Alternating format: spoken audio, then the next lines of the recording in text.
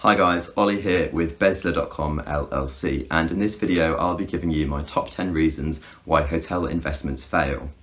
The interesting thing about businesses failing in the hotel sector is that it's almost always avoidable, and that's why these 10 reasons in this video are so important. So going straight in at number 10 is a lack of investment into people and property. It's easy to think that the less you have to spend on paying staff and maintaining your hotel means that you'll gain more profits, but in the long term this can actually end up losing you more money. If your property isn't maintained to a high enough standard, guests are less likely to give you good online reviews, which can then impact future sales. Additionally, if your hotel isn't properly maintained, then the working environment is less appealing to staff, meaning it's more difficult to employ and, more importantly, retain the right people. Going on to number 9, which is inflexible management. The key thing to understand about this one is that the hotel sector is always changing, so you can't afford to stand still. You have to take a flexible approach to managing your hotel business. This involves keeping up with change by keeping yourself educated with the latest technologies, products, and market trends, and implementing them into your hotel business.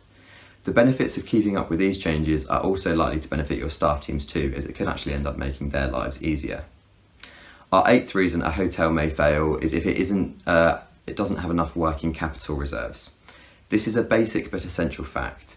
If your cash flow turns negative, your hotel they may have to go into liquidation and you risk losing your hotel business.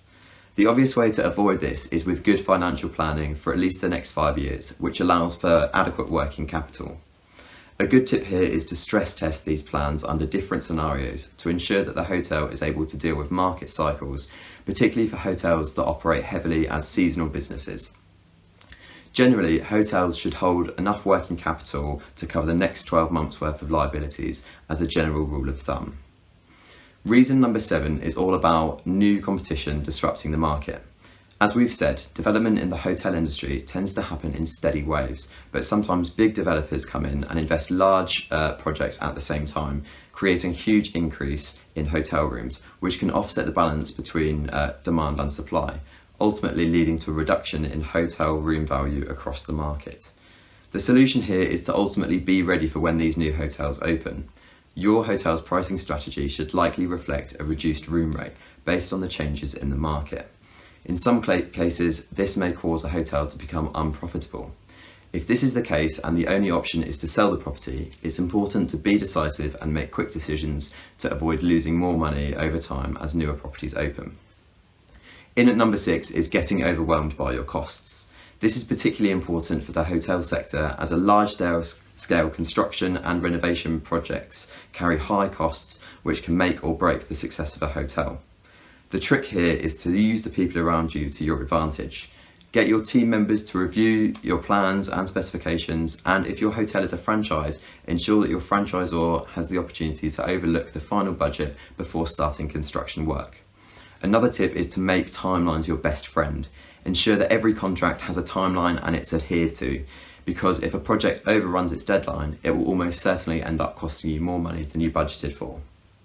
Our 5th reason that hotels fail is when they are over-leveraged with expensive capital. When investing in your hotel business, it might be tempting to borrow as much money as you can to maximise long-term returns. But generally, the more money you borrow, the higher interest rates you are subject to, and this leads to higher cost. So this one is really about being sensible and having a disciplined approach to borrowing and investing.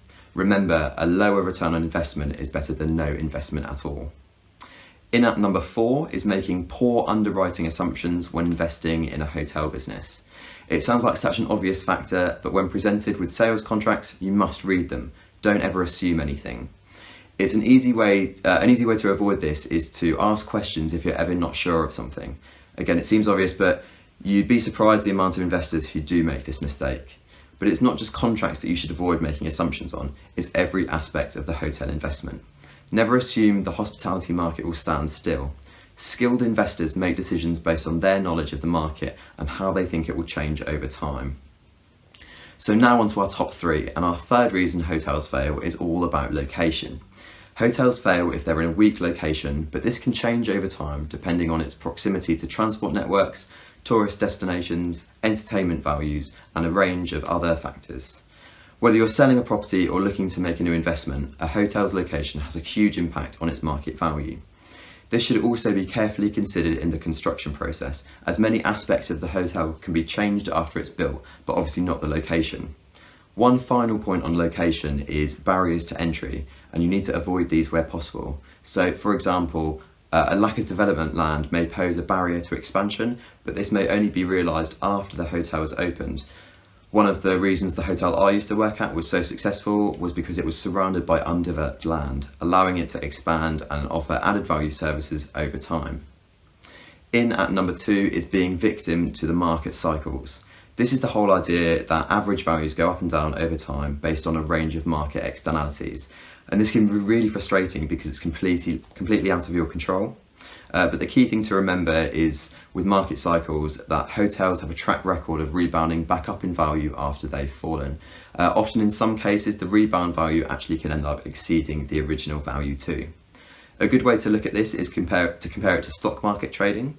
There are good and bad times to buy and sell, and the hotel market is no different. It's easy to spot the signs of whereabouts you are along the hotel market cycle. For example, if construction projects are frozen and borrowing becomes more difficult, this typically means you're nearing the bottom of a market dip. And finally, our number one reason that hotels fail is not having the right people in your business. I can't stress this enough, having worked in a hotel over the last few years, which is hugely people driven, and the success of this approach really shows. With employing staff being such a significant cost to any hotel business, it's always tempting to keep those costs down as much as possible, but the issue here is that this could lead to not having the right people working for you. I can't stress enough how important it is to take the time in recruiting the right person for the right job and ensuring it's a thorough recruitment process and it's not at all rushed. The best things to look out for are experience in delivering similar projects, a strong track record of success, ready for a challenge, and awareness of how a person's role fits into the wider business context. Having the right people for the job is so important for any hotel, and that's why it's the top of our list. So that's our top 10 reasons why hotel investments fail. If we at Bezla LLC can be of any help to your hotel, then please do reach out to us at our website bezla.com, or you can give us a call on 888 999 8086. Thank you so much for watching.